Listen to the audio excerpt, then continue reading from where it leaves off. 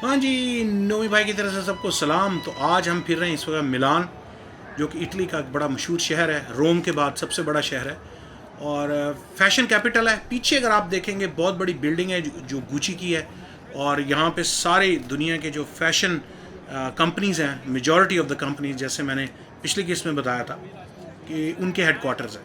तो मिलान आपको पूरी वॉक करके अगली एपिसोड में दिखाते हैं, लेकिन इस वक्त हम जो है इनकी मेन एक जगह है, यहाँ डूमो है, और उसके सामने ये एक मिलान की जो फैशन मॉल है, और इसके अंदर भी सब ब्रांड्स हैं दुनिया के सबसे बड़े बड़े। चलें वो फिरते हैं।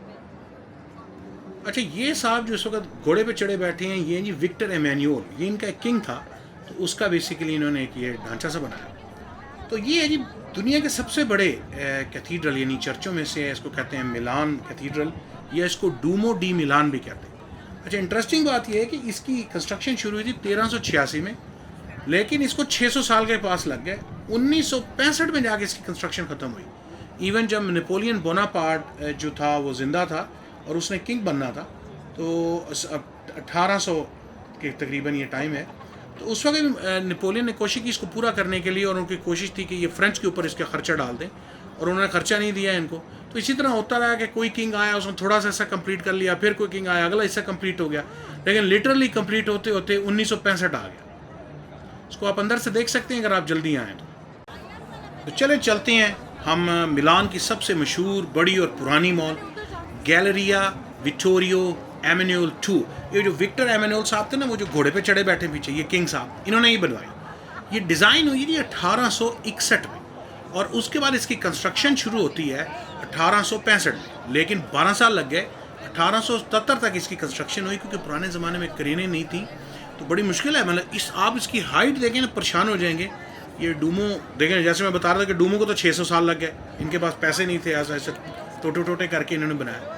लेकिन बड़ी ही खूबसूरत मॉल है, क्रॉस की तरह से ये मॉल है, और चारों तरफ से खुली है। बहुत ही ऊंची हाइट है इस मॉल के दरवाज़ों की, और देखें तो सही, हैरान कुन है 1800 के अंदर इस तरह की बिल्डिंग बना देना। और आज भी ये एक्टिव मॉल है, दुनिया की सबसे बड़ी। यहाँ पे ब्रांड नेम्स हैं, और कुछ रेस्टोरेंट्स हैं अंदर। चलें अंदर चलते हैं।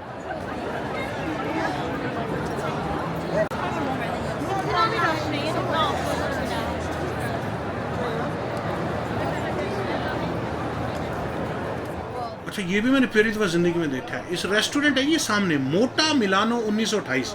ये 1928 में रेस्टोरेंट बना है यहाँ पे, उसका नाम है मोटा। को होगा मोटा, जिसने ये बनाया वो उसने अपने नाम पे रख दिया। पहली दफ़ा दुनिया में, इतनी दुनिया फिरी है, ये पहली दफ़ा देखा कहीं पे मोटा रेस्टोरेंट। और इधर भी देखें ये, अच्छा आप भी शुरू हो गई हैं, दुकानें शुरू हो गई हैं मुख्तलिफ ब्रांड्स की। सेंट लॉरेंट आ गई, और ये डिफरेंट, आप देखते हैं, एंजॉय करें, वॉक करते हैं।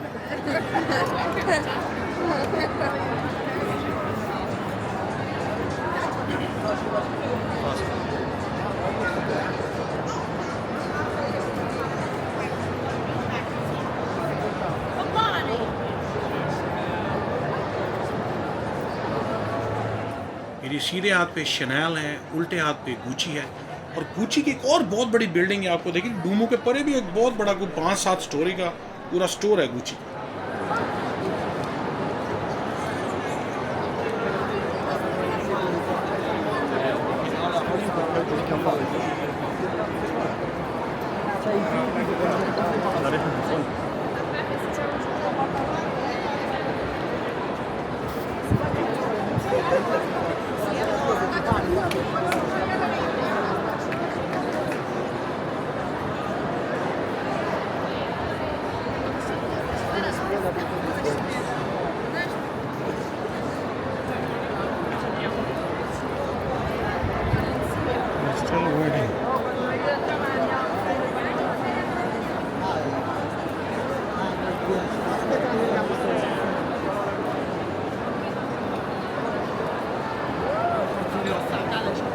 Penso.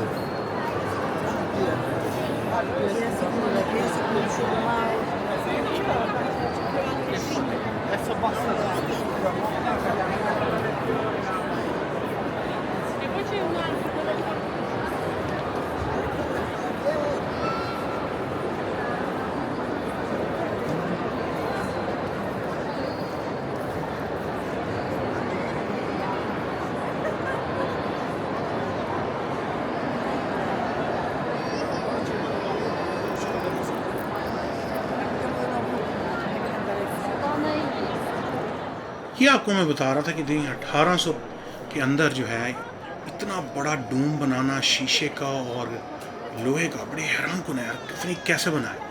उसके अलावा फिर कशीदाकारी है, पत्थरों के ऊपर पूरी डिज़ाइनिंग है। और ये नीचे आप तो लुई विटॉन प्राडा के स्टोर आ गए ना।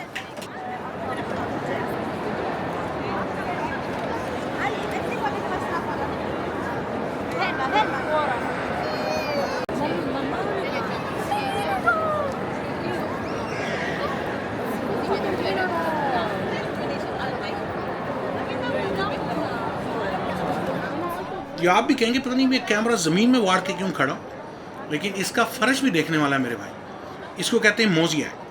ये छोटे छोटे पत्थर लेके उन पत्थरों के यानी कि छोटे पीसेस जो हैं बाकायदा चकोर काट के उससे ये फ़र्श बनाया गया है। ये इटली में ये काम मोज़िया का बहुत ज़्यादा होता है और बड़ा महंगा होता है। अब तो मैंने पाकिस्तान में भी घरों में ये मोज़िया की टाइल्स लगी हुई कोई मुख्तलिफ नाम और कशीदाकारी देखी है, लेकिन पूरा का पूरा फ़र्श जो है वो ये मोज़िया का बना हुआ है। मतलब ये भी एक अजूबा ही है जिस क्वालिटी का ये फ़र्श बनाया गया है।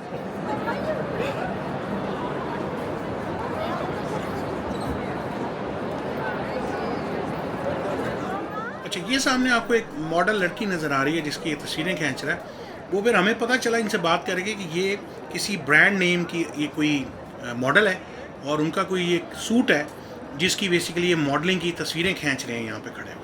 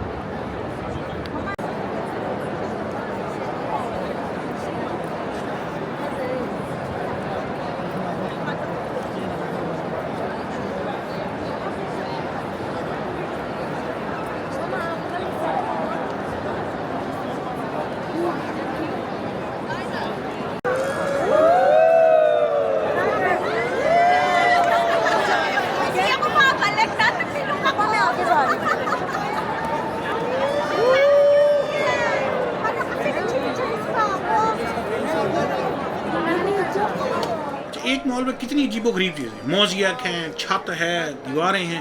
अच्छा, ये जी एक बुल है, वो यहाँ पे जी एक मिथ है कि इस बुल के आप जो टेस्टिकल हैं उसके ऊपर पैर रख के 3 दफ़ा घूमें तो ये आपके लिए गुड लक है। ऐसी मेरे ख्याल कहानी बनी हुई। अच्छा, वो घूम के उस जगह जो है ना उसके वो उस जगह पे वो जो है सारा ब्लैक बिल्कुल मोरा हो गया।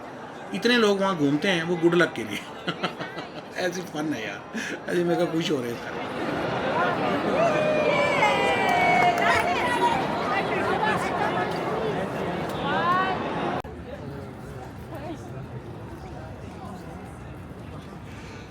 अच्छा, मैं बाहर निकल के बैठे हैं, ये भी कोई रोमन किंग का मुजस्मा बना हुआ लग रहा है। मैं दुकानों के अंदर नहीं गया क्योंकि जहाँ तक मुझे पता चला कि वो दुकानों के अंदर शायद मुझे वीडियो ज़्यादा बनाने नहीं देंगे। फिर मैंने ज़्यादा लड़ाई करने की कोशिश नहीं की उनसे, तो बस।